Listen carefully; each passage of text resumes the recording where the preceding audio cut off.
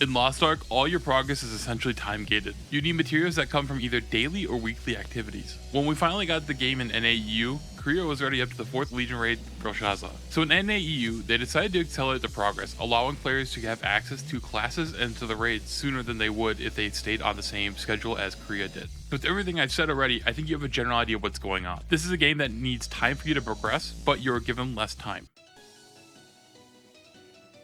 This is a topic that is currently trending in our community because Kadi made a video and then Stoops gave it a pretty big signal boost by reacting to it and putting a video of that up. And the reason why this is a trending topic in our community is because with Voldis or Voldike, whatever you want to call it, they're releasing a system called Elixirs. Elixirs are a power system, but they're also designed to be a gold sink because they felt gold was getting too high in Korea when they released them. But it's not enough that they're just a gold sink. So in normal mode, you can do epic elixirs, and in hard mode, you can do legendary elixirs. And obviously, the hard mode ones are superior. Now, unlike something like a bracelet, there is no upgrade path to it. You just replace your normal ones with hard mode ones. So this sparks a debate on if it's worth it to just push all the way to hard mode. If the gold you were to save on elixirs, on normal elixirs, would be enough to cover the push from 1600 to 1620. Now the truth is, this type of topic is nothing new. When Argos released an NA, there's already topics about if this was too soon because people didn't have enough time to progress to it. This kind of topic and conversation would repeat itself for pretty much every major release, as the average player felt like there was barely enough time to actually be able to get to the item level for the content when it releases. Which also sparked a lot of topics on, is this game pay to win, because you can buy these materials that you can only really get on a time gate.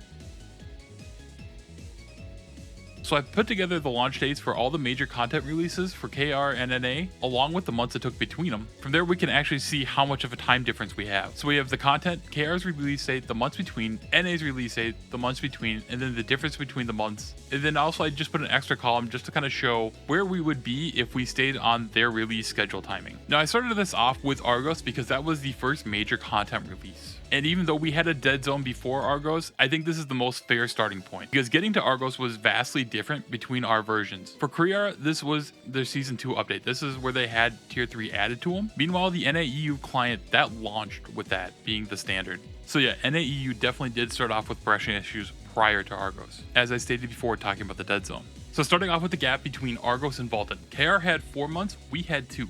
So NA is -2 months. From Vault and the Vicus, it was the same. It was 1 month. We actually had an extra month before Clown, and I actually remember that pretty well because I remember seeing a lot of threads of people talking about how we're never going to catch up because we're actually going slower, which was still technically not true if we look at this because we're still only behind 1 month. But regardless, you can see the impact it had on the community. So between Kako and Brel, that was the same, and then this is where we had the major differences. KR had 9 months of Brel being the latest endgame, while we only had 6 months. They only had 1 more additional month of Triangle, but as long as Voldis doesn't get delayed, that's an additional 2 months that we lost. That leads to a total of 7 months of grinding lost. And then additionally in KR, it took another 7 months for Theamine. And let's be honest, we're probably going to be less than that. Now, just for fun, I put together what our schedule would look like if we stayed by KR progression. And if right now in October of 2023, we would still be at Triangle hard mode just waiting for a con to come out, which would come out in like 4 months.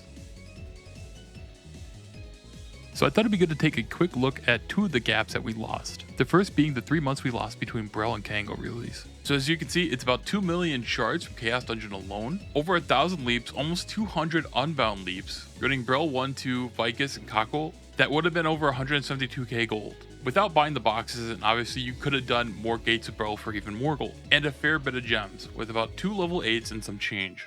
Now, things like the shards, the leaps, and the gems from Chaos Dungeon, these are things that do have RNG variants to it. So these are just numbers that I took from my Deadeye running a couple of these. Meanwhile, the Hanu leaps that I put down here are just a single current day run. I don't know how many you actually got back in the day before we got the Guardian raid change. But the goal of this isn't to be like pinpoint accurate. This is just to show a rough estimate, a rough idea of how much we lost when we lost those 3 months. And of course, that is 1 character. So you can multiply those leaps times 6 and those gems times 6 and get a rough idea how much you get for doing this on an entire roster over 3 months. For gem, that's going to be like a level 10 and 1 level 9.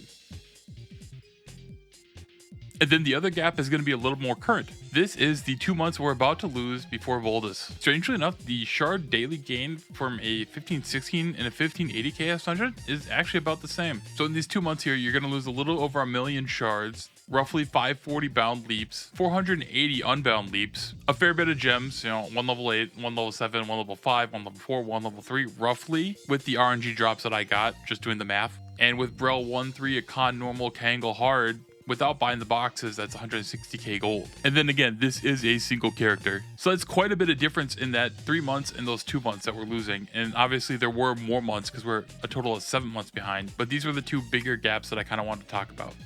And of course, those aren't the only resources and things you're missing out of in those times. So here's a list of things that could also have been on there, but I didn't feel like doing the math. So we got your red and blue crystals, the materials you would have got from your raid clears and the raid boxes. Don't forget the free tap items, which also technically from those raid boxes and clears. Between those 2 gaps, that's 150 days roughly lost of Card Island. Granted, Card Island isn't there every day, but there's also the 2 island events that happen on weekends, so who knows. We have all the chaos gates and secret maps for unbound shards. And we lost all those months, all that time of people doing raids, getting accessories and putting them on the market. That means there's going to be less things on the market. And since we are pushing faster, there's going to be more of a demand because we just have to keep on going. And the same can be said about materials that you would buy from the marketplace as well. Since we have such a FOMO to push, FOMO to gear up, the demand is high, so the price is high. And on top of all that, that gives people a lot less time to do things like horizontal content.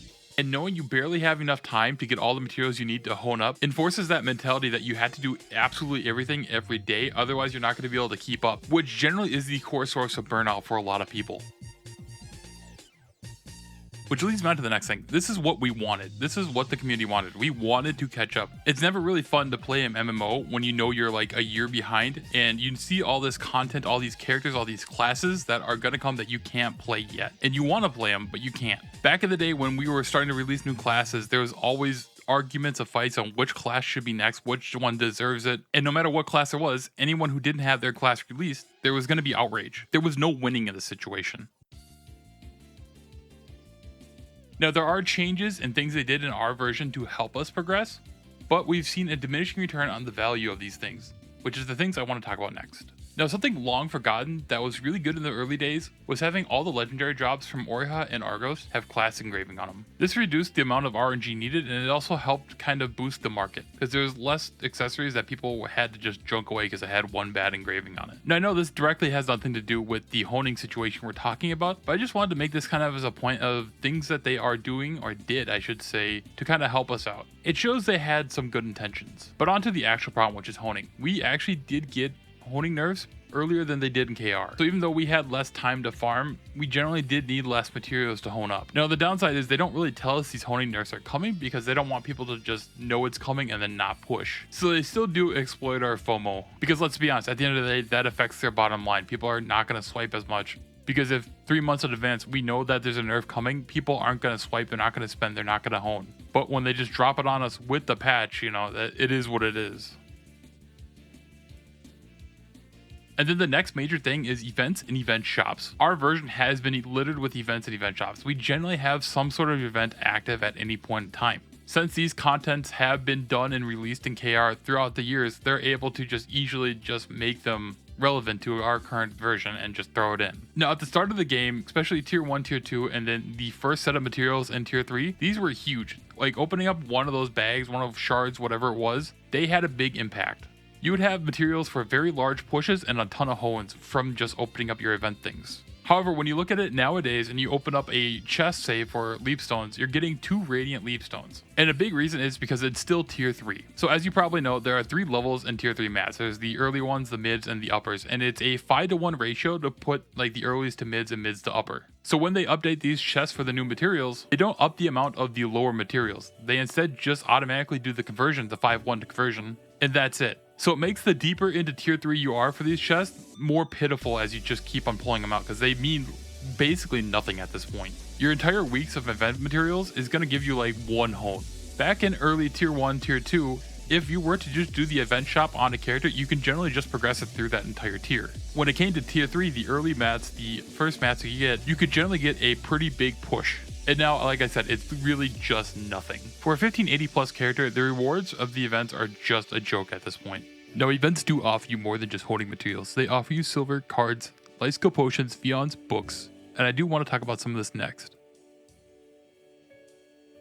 Cards and gems are the main 2 things that I feel like get neglected out of this conversation. Now, the events have been good on giving us card packs, legendary packs, and legendary selectors. But if you've been around since the start, you've noticed that they've drastically lowered the amount of selectors you get. To me, it just seems like they tapered it off because a lot of the veteran players now have LOS 30, which was the main thing people do cards for. But it also could be because they added more cards to the Wandering Merchant. Regardless, either way, I think lowering the amount of legendary selectors is a bad thing. The card system is just a slog, and it needs all the help it can get. But regardless, I think that the cards that you've gotten out of the event shops is probably one of the more successful things you've gotten out of these shops. And then gems is the other very important part of this conversation that just gets neglected. According to KR streamers, Voldis is kind of the cutoff for cheapo gems. Level 9 gems is the expected number at that point. But right now, if you look at Party Finder and you look at a lot of groups that are doing 1580 content, so people are doing Triangle Hard and then a Con Normal, so many people are running level 7 gems. And I think the average NA player is going to be around level 7 gems. Then as we looked at the time loss, we did lose a lot of time to get a lot of gems. But since people are focused on honing more, there are people who are selling their gems to get gold so they can hone instead. I have friends who are doing that, which is just pretty smoge. Now, with all that being said, there are big changes to the NA version to KR. Our launch experience is nowhere near theirs. Even though we have all this lost time, which means a lot less power theoretically, we don't feel necessarily weaker or that the content is too hard. This is because raids get nerfed in KR, and by the time we get it released in NA, we just get the nerf version of it. There was even a time where we got the nerf version of raids before KR. We also get the balance patch changes pretty quick, and if you know anything about the balance patches, classes get juiced up pretty hard during them. Pinnacle Glavier went from Z DPS to damage MVP in that one patch. That was a recent change in KR, way after Voldis released. However, we have that patch, those changes, right now. So those are some things that offset our raid experience and compensate us for the time difference. But just because we can do the raids doesn't justify our current rate of progression. As stated before, people just feel like they are forced to have to run everything every day, otherwise they won't make the cut. Some ways you could theoretically help address this issue a little better. The first thing I would say is add more honing nerfs. I think there should be honing nerfs up to basically whatever it is to get to the current endgame content. Now, I'm not saying all the way up to hard mode. Anything post 1540 is just such a slog, and overall it's just very expensive. Another thing they could do is readjust the numbers, increase the numbers from the event shops. Because again, as a reminder, if you look at Radiant Leap Stones, a box from the current event shop is going to get you a whole 2 leap stones per box. It's useless and pathetic. These numbers need to be increased. And who cares if you had to increase the lower numbers as well on the lower mats? I mean, yes, you're talking about giving people an abundance of materials that go for a single gold stack. Those materials, having abundance of them, not a big deal. It's not going to change the game. It's these upper materials that we're getting in crumbs that are going to make a difference. Additionally, adding gems to the event shops would help make a pretty big difference too, as long as it was, again, a noticeable amount. Now, I have seen people say that they should lower the entry for Voldis. From a game design standpoint, that is just a horrible thing to do. When you do a change like that, you have to rebalance everything and just go through a lot more work. But something they could change that is outside of just giving us more materials would be just changing up elixirs a little bit. Because remember, a big part of this conversation right now is people want to push it all the way up to 1620 so they can get to legendary elixirs right away. So if you were to put legendary ones into normal instead, just basically getting rid of the epic ones, that would help a lot. Which would be a similar situation of what they did with Brel-Kaya, where they moved the hard materials onto the normal mode as well. Alternatively, if there was a way to upgrade your epic ones to legendary, that would help soften the blow for people who have to do normal because they just can't afford to go into hard right away. And while putting the legendary ones into normal is like how we did the Brel changes, upgrading it is pretty similar to how you would think of bracelets. And then the other one would be a little bit more NA specific probably, which would be reducing the cost of elixirs. Because again, elixirs were introduced in KR as a gold sink, and the average NA player is just very down bad for gold right now. So in the past, they've said that they want to get NA 3 months behind KR roughly. They don't want us to completely catch up and have parity with KR. Initially, I thought being caught up would be pretty cool for the game, really good for the game, because that would allow people to compete NA to KR for things like the races. However, that bridge of power gap would actually be then noticeable. Because if we're fighting the same versions of the same raids that they are fighting, then we are expected to have the power that we lost in that time. The power that has been substituted by getting nerf versions of the raids at launch for us. This would lead to NA players feeling that this is just unfair for them, especially when it comes to competition. It would create an option select for NA players, as if they won a race, they would say, oh, we're the best. But if they lost, they would always have this excuse that it's because they didn't have enough time to gear up as much as a KR player would. Even though I say it's an excuse, it's actually quite true though. Such a competition would be unfair. So with everything we've talked about, I want to say that I think this was the right choice to push faster. If we were to push slower and not have content as fast, people would just complain that we don't have content. Things like the earlier honing nerfs and the events definitely did help, it's just that they don't help as much anymore. Events clearly just don't give enough, and the honing nerfs are just not high enough. Our history leaves me as somebody who's really cautious to really push. Since our honing nerfs are pretty sudden, I've started to just hold materials and wait for the content to come out and then push. That means right now I am not an Akkan hard mode gamer because I haven't done a single hone that requires fusion material. My post 1580 honing has been just free taps. I am holding on to all my materials. I'm hoping and coping that we do get a honing nerf to help people get to Voldis. The best case scenario, I get an easier time honing up to it is we got a nerf. In the worst case scenario, I just don't get a nerf and I have to hone at the same rates everybody else did. And then another two things that I'm technically losing out of not pushing early is that I'm not doing the 1600 chaos and I'm not doing a con hard mode. The truth is, yes, I would love to get to 1620 for Voldis for the elixirs, but at the same time, I have gold to save up because I am planning to play Soul Eater. So that'll be it for this video. I thought I'd try something different and just do a little PowerPoint. It helped me organize things, I think, a bit more. Let me know what you think, but more importantly, let me know how you think about NA's current progress, how you're handling it, and what are your plans for Voldis. With that being said, thanks for watching and I'll catch you next time.